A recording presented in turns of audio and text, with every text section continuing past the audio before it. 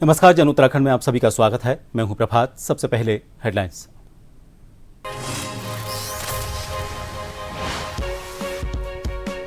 Heli सेवाओं को लेकर सीएम धामी ने की समीक्षा। कहा, यात्रियों की सुरक्षा सरकार की सर्वोच्च प्राथमिकता। हेलीकॉप्टर फिटनेस जांच और सख्त सुरक्षा मानक अनिवार्य।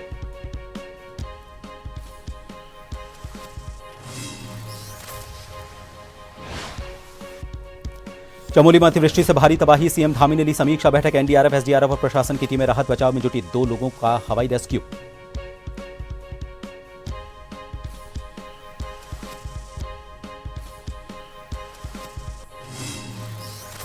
नेक्स्ट जनरेशन जीएसटी रिफॉर्म्स पर बीजेपी की प्रेस वार्ता। कहा, 2 स्तरीय टैक्स संरचना से जनता को मिलेगा फायदा। कांग्रेस पर साधा निशाना।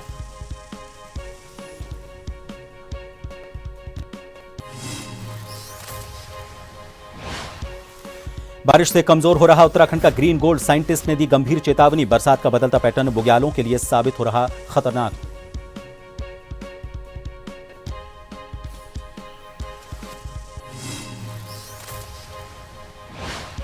और अंकिता हत्याकांड मामला फिर उठा। नैनीताल में मल्लीताल से तल्लीताल तक निकाला जुलूस। गूंजे फांसी की सजा के नारे। कांग्रेस ने सरकार पर साधा निशाना।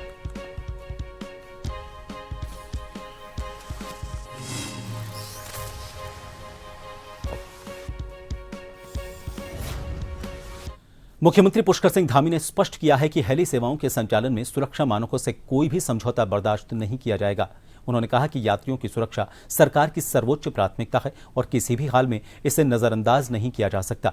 मुख्यमंत्री ने पिछले वर्षों में हुई हेलीकॉप्टर दुर्घटनाओं की ऑडिट और नियमित समीक्षा के निर्देश दिए।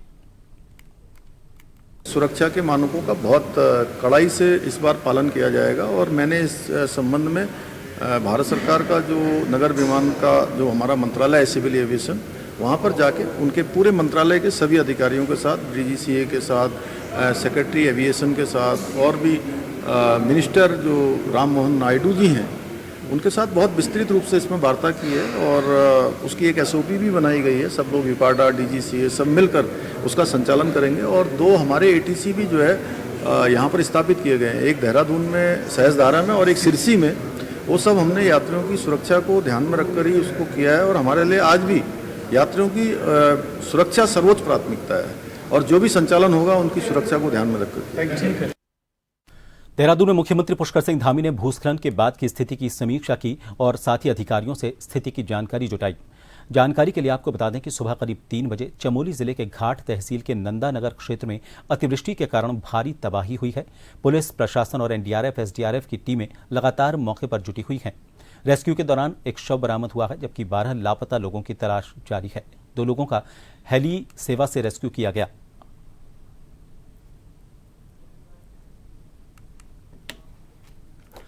प्रदेश भर में आपदा को देखते हुए मुख्यमंत्री पुष्कर सिंह धामी देहरादून में आपदा परिचायक केंद्र पहुंचे। यहां पर उन्होंने बीती रात चमोली के नंदानगर में आई आपदा के संबंध में विस्तार से जानकारी ली।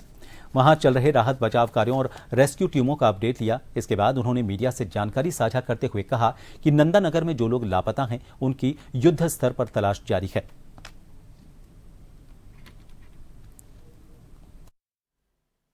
कल की रात से देर रात्रि से चमोली जनपद के 4 स्थानों पर अलग अलग कुंत्रा लगा फाली में, कुंत्रा लगा सरपाणी में और सेरा और धुरमा में ये लगभग 33 मकान बादल फटने से और वहाँ भारी मात्रा में मलबा आने से पूरी तरह से क्षतिग्रस्त हो गए हैं और काफ़ी सारा वहाँ दुकानों को, गौशालाओं को और लगभग 20 लोग घायल हुए हैं और लगभग 14 लोग अभी लापता हैं और 200 से भी ज़्यादा लोग कल की जो रात की आपदा चमोली जनपद में आई है उससे प्रभावित हुए। वहाँ पर सभी बचाव करने वाले दल पहुँच गए हैं। डीएम, एसएसपी प्रातःकाल ही वहाँ के लिए चल दिए थे और भी अन्य जो लोग घायल हैं उनको कुछ लोगों को वहाँ पर अस्पतालों में पहुँचाया गया है। जनपद देहरादून में पहले दिन 13 की डेथ रिपोर्ट की गई थी। बाद में 3 डेड बॉडी और मिली है, तो 13 और 3 16 डेड बॉडी देहरादून में हो गई और 2 डेड बॉडी अन्य जनपदों में पाई गई थी, तो 16 और 3 19 कुल डेथ रिपोर्ट की गई है। आज जनपद चमोली के नंदानगर घाट में 4 अलग अलग स्थानों पर अत्यधिक वृष्टि के कारण काफ़ी क्षति हुई है। इसमें लगभग हम मकान की बात करें तो लगभग 33 मकान प्रभावित हुए हैं, लगभग 6 दुकानें प्रभावित हुई हैं, गौशालाएँ लगभग 10 प्रभावित हुई हैं और लापता अभी तक 14 लोग बताए जा रहे हैं जिनकी खोजबीन जारी है। लगभग कुल 300 के आसपास लोग प्रभावित हुए हैं पूरे घटनाक्रम में। मौके पर इस समय एनडीआरएफ के 28 लोग, एसडीआरएफ के 16 लोग, आईटीबीपी के 25, पुलिस के 12 लोग, जिलाधिकारी स्वयं, पुलिस अधीक्षक स्वयं मौके पर, वहाँ के क्षेत्रीय माननीय विधायक, सब लोग मिलजुल के सम्मिलित रूप से प्रयास कर रहे हैं। राहत बचाव कार्य के लिए व्यवस्था की जा रही है। बारिश का दौर जारी है और इसके चलते कई जगह पर बादल फटने की जो घटनाएं हैं वो भी देखने को मिल रही हैं और इसे देखते हुए प्रदेश की धामी सरकार सतर्क है। आज मुख्यमंत्री पुष्कर सिंह धामी ने मसूरी और रायपुर में आपदा प्रभावित क्षेत्रों में राहत और बचाव कार्यों का स्थलीय निरीक्षण किया। इस दौरान उन्होंने अधिकारियों को राहत कार्यों को तेज करने के आदेश दिए।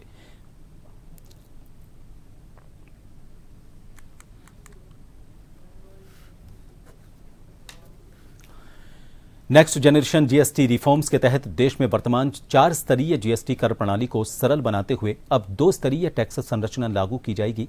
इसमें 5% और 18% की दरें शामिल होंगी, जबकि कुछ विशेष वस्तुओं पर 40% जीएसटी लगाया जाएगा। आज प्रदेश भाजपा मुख्यालय में आयोजित प्रेस वार्ता के दौरान भाजपा के राष्ट्रीय प्रवक्ता प्रत्युष कांत ने जीएसटी को ऐतिहासिक बताया। उन्होंने कहा कि कांग्रेस सरकार के समय में 30 से 32% टैक्स देना पड़ता था, जिससे आमजन और उद्योग जगत की हालत खराब रहती थी। उन्होंने कहा कि मोदी सरकार ने जनता हित में हर संभव प्रयास किए हैं। नई जीएसटी व्यवस्था से आम लोगों को फायदा मिलेगा, उनके पास ज्यादा पैसा बचेगा और वही पैसा आर्थिक विकास और रोजगार के नए रास्ते खोलेगा। इसका फायदा न सिर्फ जनता को बल्कि हर राज्य और पूरे देश को मिलेगा।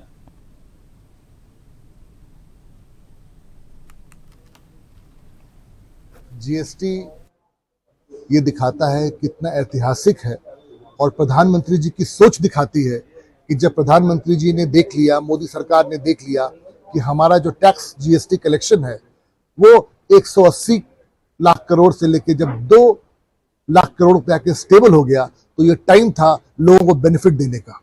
कांग्रेस के समय में जिस तरह से 30%, 32% के वैट थे, उसके बाद आपने मान लीजिए सीमेंट पे दिया 30%, फिर आपने घर बनाने के लिए एसी, फैन, उस पर दिया 18%। माने आप तो टैक्स के चक्कर में हालत खराब थी। आज मोदी सरकार ने आके सब चीज पे जो डे टू डे जरूरत की चीजें हैं उसको सब जगह टैक्स को या तो निल कर दिया या 5% लिया। जैसे हेल्थ इंश्योरेंस पर 18% टैक्स है, आप 0 दे रहे हैं आप। तो इस तरह से जो बेनिफिट्स दिया, टोटल मोदी सरकार का दिमाग में ये है कि भाई लोग सुबह से उठे और शाम तक सोने जाएं, जो चीजें उनको चाहिए, जो बेसिक यूज की चीजें हैं, उस पर पब्लिक को फायदा मिलना चाहिए।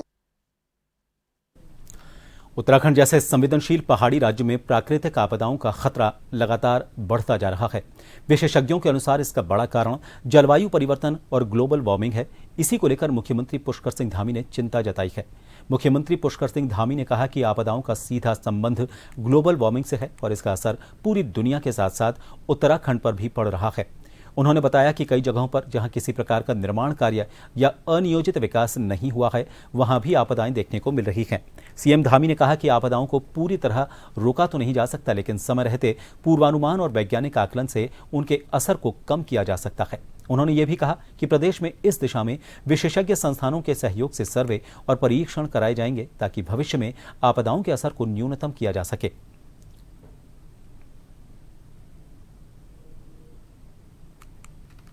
ये जो आपदाएं हैं, चूँकि ये ग्लोबल वार्मिंग का जो एक इफेक्ट है, वो जो है निश्चित रूप से कहीं ना कहीं उसका असर हमारे यहाँ भी है और इससे पूरी दुनिया प्रभावित हो रही है, पूरी दुनिया को असर हो रहा है। और हम जहाँ भी आपदा आई है, ऐसे स्थानों पर जहाँ पर कोई भी निर्माण कार्य नहीं हुए हैं, किसी प्रकार का जिसको अनियोजित विकास कहते हैं वो नहीं हुआ है, लेकिन उसके बावजूद भी हम उससे अफेक्ट हो रहे हैं, तो हम इसका आकलन करेंगे और जो हमारे तमाम संस्थान जो इस क्षेत्र में काम करते हैं, जिनकी विशिष्टताएं इस क्षेत्र में हैं, उन सभी का हम लोग सहयोग लेंगे और इसका पूरा एक तरह से सर्वे भी करवाएंगे, परीक्षण करवाएंगे। उत्तराखंड आपदा के बीच जहां स्थानीय लोग मदद के लिए आगे आ रहे हैं, वहीं देहरादून मसूरी मार्ग पर कुछ लोग आपदा में अवसर तलाशते दिखे। सड़कों पर जगह जगह दरारें और टूट फूट के बीच मसूरी में फंसे पर्यटक पैदल ही देहरादून का रुख कर रहे हैं और इसी बीच पर्यटकों में भारी नाराजगी है क्योंकि महज चंद किलोमीटर की दूरी के लिए उनसे हजारों रुपए वसूले जा रहे हैं। हरियाणा से आए एक दंपति ने बताया कि बाइक सवारों ने उनसे 2000 रुपए वसूले। मामला पर्यटन मंत्री सतपाल महाराज तक पहुंचा तो उन्होंने तुरंत पुलिस अधिकारियों को फोन कर ऐसे लोगों पर सख्त कार्रवाई के निर्देश दिए। मंत्री ने साफ कहा कि आपदा की इस घड़ी में राज्य सरकार हर पर्यटक के साथ खड़ी है और किसी भी तरह की लूट खसोट बर्दाश्त नहीं की जाएगी। कोई मदद नहीं कर रहे हैं, मतलब और एक्स्ट्रा चार्जेस लगा रहे हैं। 10 किलोमीटर के 1000 रुपए ले रहे हैं एक बंदे के पर हेड के। 10 किलोमीटर एक बंदा जाएगा तो 1000 रुपए 10 किलोमीटर तक के बाइक पे बिठाने के लिए। तो आप लोग अलग अलग बैठ के अलग अलग 2000 रुपए पे करके आए हैं और बाइकों का ये है, इनका कोई समाधान होना चाहिए। एक बार जो आके फंस गया वो फंस ही गया, मतलब फिर उसके पास कोई भी दूसरा चारा नहीं है यहाँ से निकलने का। 1000 रुपए ले जा रहे हैं यहाँ पे पर बंदे के। मतलब गया तो 10 किलोमीटर चलो, अगर रास्ता जहाँ फर्स्ट ब्लॉक है तो वहाँ तक 2 किलोमीटर हो, वहाँ भी 1000 रुपए पे करने पड़ेंगे हमको। आपने जो मुझे बताया उसके लिए निश्चित रूप में मैं अभी कहने जा रहा हूँ और मैं निश्चित रूप में नहीं चाहूँगा कि किसी यात्री का जो ट्रांजिट कर रहे हैं और ट्रांसशिपमेंट कर रहे हैं उनका कोई एक्सटॉर्शन हो, तो निश्चित रूप में उसको हम रोकते हैं। नैनीताल में अंकिता भंडारी हत्याकांड मामले में न्याय न मिलने पर राम सभा से एक जुलूस मल्लीताल से तल्लीताल तक निकाला गया। इसमें कई संगठनों के लोग उपस्थित रहे। इसमें कांग्रेस उत्तराखंड क्रांति दल के लोग भी उपस्थित रहे। जुलूस में अंकिता के हत्यारों को फांसी दो और अंकिता को न्याय दो के नारे लगे। इस दौरान वर्तमान सरकार के खिलाफ भी नारे लगाए गए। कांग्रेस के प्रदेश अध्यक्ष करण माहरा ने कहा कि अंकिता के हत्यारों को बचाया जा रहा है।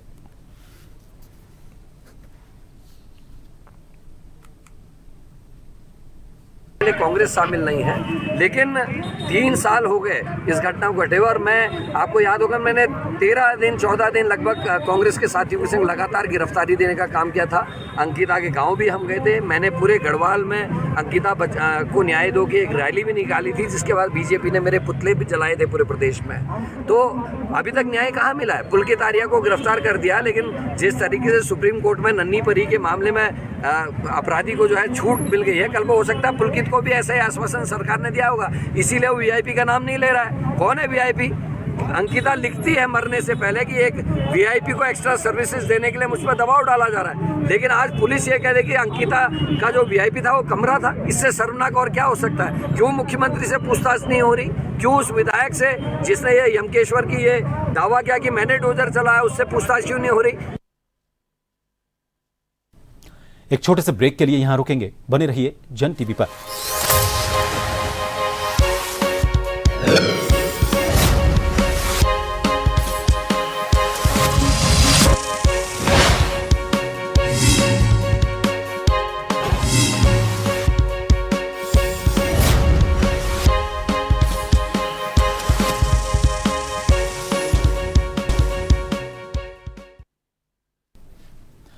ब्रेक के बाद एक बार फिर आप सभी का स्वागत है। रामनगर में कमर्शियल वाहन स्वामियों का आक्रोश बढ़ता जा रहा है। यहां पर उन्होंने संचालन पूरी तरह से आज ठप कर दिया। इससे यात्रियों और पर्यटकों को परेशानी उठानी पड़ी। वाहन स्वामियों का आरोप है कि पूर्व में उनके वाहनों की फिटनेस सहायक परिवहन संभागीय कार्यालय में न्यूनतम दरों पर की जाती थी, लेकिन कुछ समय से ये काम यहां से हटकर हल्द्वानी शिफ्ट कर दिया गया है। फिटनेस के दामों में भी 3 से 4 गुना बढ़ोतरी कर दी गई है।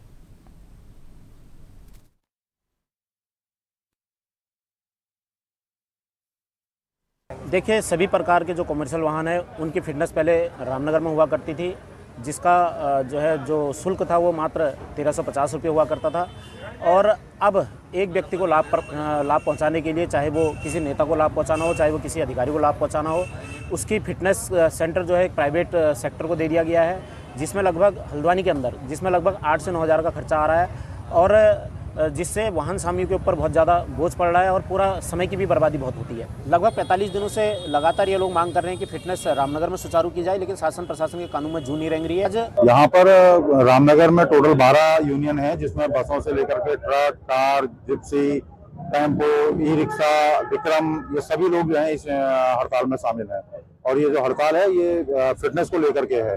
जो व्यवस्था रामनगर में पहले से चली आ रही थी उसे सरकार के द्वारा समाप्त करके हल्द्वानी फिटनेस के लिए भेजा जा रहा है और उसके तिगुने चौगुने दाम कर दिए गए हैं, जिससे हमारे रोजगार पर भी इसका फर्क पड़ रहा है। हमारा जो कारोबार है वो हमको छोड़ करके, सफारी छोड़ करके, सब छोड़ के हमको हल्द्वानी जाना पड़ा, जिसमें हमारा पूरा दिन खराब हो रहा है। मांग यह है कि दोबारा से फिटनेस जो है रामनगर ARTO ऑफिस में शुरू की जानी चाहिए और जो इसके दाम है वो दाम कम किए जाने चाहिए। हड़ताल तो अनिश्चितकाल के लिए घोषणा की गई है इसके लिए, और ये अभी आगे को हमें समर्थन मिल रहा है और शायद हो सकता है 20 या 21 तारीख से पूरा कमाऊ बंद की इसमें जो है घोषणा हो सकती है। वाराणसी से रानीखेत जाना है हमको, लेकिन सुबह से खड़े हैं लेकिन साधन नहीं मिल रहा, बहुत साधन की दिक्कत है। प्राइवेट जो भी लोग का है बहुत दिक्कत हो रही है, सुबह से लोग परेशान हैं। उधम सिंह नगर के बाजपुर दोराहा मार्ग पर शहीद उधम सिंह काम्बोज की प्रतिमा के स्मारक की चारदीवारी देर रात एक डंपर की टक्कर से क्षतिग्रस्त हो गई। हादसे में स्मारक की दीवार चारों तरफ से बुरी तरह से टूट गई।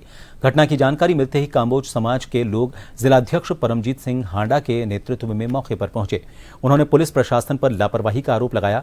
हांडा ने बताया कि पुलिस ने टक्कर मारने वाले डंपर को तो जब्त कर लिया, लेकिन चालक को भगा दिया। बाद में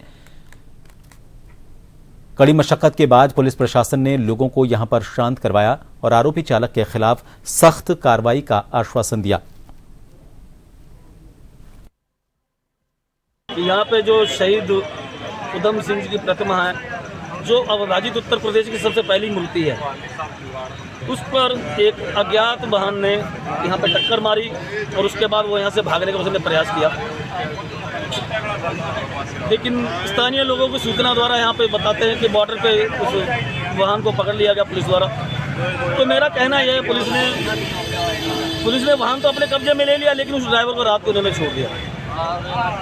तो मेरा पुलिस से यही मेरा कहना है कि जब अगर ड्राइवर को पकड़ा तो उसे छोड़ना नहीं चाहिए था। उस ड्राइवर की मेडिकल परीक्षण कराया ना था, उसके पास लाइसेंस था नहीं या क्या था, या बिना लाइसेंस के।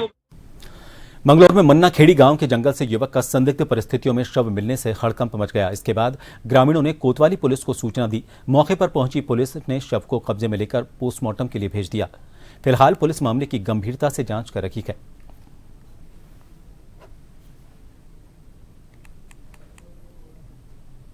देखिए, सुबह जो पुलिस को सूचना मिली है, सूचना के अनुसार पुलिस ने जो वहाँ रिस्पांस किया, तो एक व्यक्ति जो करीब 30 साल के आसपास की उम्र उसकी बताई जा रही है, फैक्ट्री में काम करता था। रात को घर पे आया, किसी चीज़ को लेकर विवाद हुआ, तो सुबह उसकी बॉडी लटकी हुई मिली है। प्रथम दृष्टया मामला सुसाइड का प्रतीत होता है। बाकी पुलिस पूरे तथ्यों पे पड़ताल करेगी, क्या कारण थे, कैसे थे, उसके हिसाब से फिर हम आगे लीगल कार्रवाई करेंगे। पोस्टमार्टम पंचायतनामे की कार्रवाई चल रही है। पोस्टमार्टम के लिए बॉडी को जो रुड़की हॉस्पिटल वहां भेजा जा रहा है। खबर जनपद उधम सिंह नगर के खटीमा से है। यहां पर विशेष प्रवर्तन अभियान के तहत कार्रवाई करते हुए पुलिस टीम ने रघुलिया गांव में अवैध शराब बिक्री और उनके भंडारण स्थलों पर दबिश दी। कार्यवाही के दौरान अवैध शराब बिक्री कर रहा एक अभियुक्त फरार हो गया। हालांकि पुलिस ने एक मोटरसाइकिल की रबर ट्यूब से 40 लीटर कच्ची शराब बरामद कर उसे सीज कर दिया। एक अभियोग में 40 पाउचों में लगभग 20 लीटर कच्ची शराब भी बरामद की गई।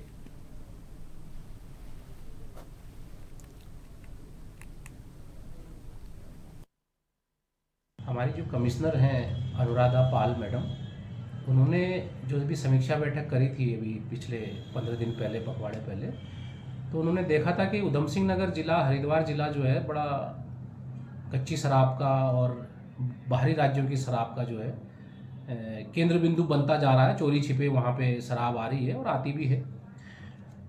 तो उन्होंने अधिकारियों की ड्यूटी 4 जनपदों में लगाई है। उसी क्रम में जिस ऑफिस में मैं कार्यरत हूँ, कुमाऊं मंडल के ज्वाइंट कमिश्नर ऑफिस, हमारे ज्वाइंट सर हैं के कांटपाल जी, उनकी और मेरी ड्यूटी 10 तारीख से लेकर 21 तारीख तक उधम सिंह नगर जिले में लगाई है। और उधम सिंह नगर जिले में पिछले 10 तारीख से 10 सितंबर से हम लोगों का अभियान चला हुआ है और रोज़ पर डे उसकी मॉनिटरिंग खुद कमिश्नर मैडम कर रही हैं। पूरे ज़िले में लगभग हमने अभी ये 4-5 दिनों में लगभग 1,500 से 2,000 लीटर कच्ची शराब पकड़ रखी है और लगभग दर्जनों भट्टियां नष्ट कर दी हैं। बाहरी राज्य की चंडीगढ़ मार्ग का शराब हमने एक रुद्रपुर के अंदर एक स्विफ्ट डिजायर कार में पकड़ी है और उसके माध्यम से कोई बड़ा और भी कोई माफिया यहाँ है उस तक पहुँचने का हम प्रयास कर रहे हैं। और इन सभी खबरों के साथ इस बुलेटिन में फिलहाल के लिए इतना ही। नमस्कार।